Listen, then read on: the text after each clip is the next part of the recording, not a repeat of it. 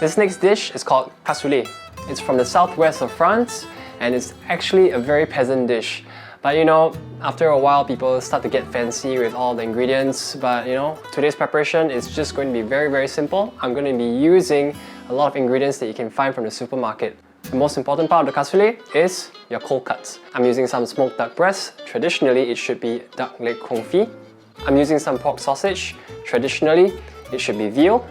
And of course, the most important part, some smoked bacon. So we start off by just searing your meats, making sure there's a really good rich brown flavor.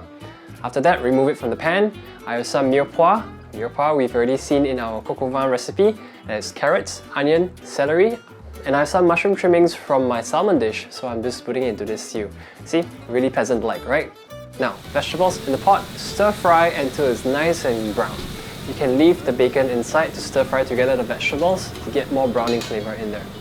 Once your vegetables are nice and brown, dust a little bit of flour. This will help thicken up the sauce at the end of it. And deglaze with some white wine.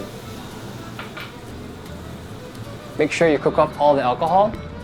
And then finally add in your chicken stock. Now in this case, I'm using cannellini beans.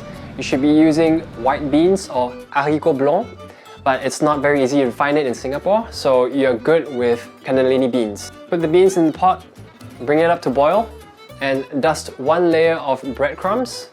So preheat your oven to the maximum temperature possible. I'm putting mine at 250 degrees, and then put it in the oven to crispen up.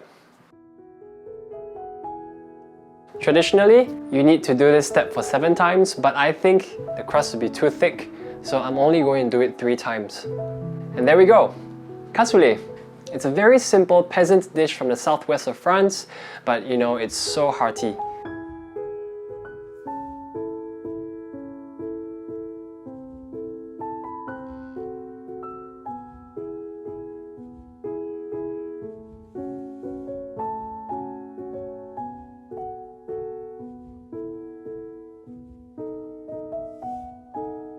Now, a lot of people think that French cuisine is about small portions on big plates, but really it's not. Traditional French cooking is what you see here.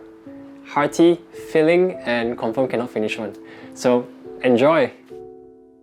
For the full recipe with written instructions, you can go to chefjustinfu.com or you can click on the description below.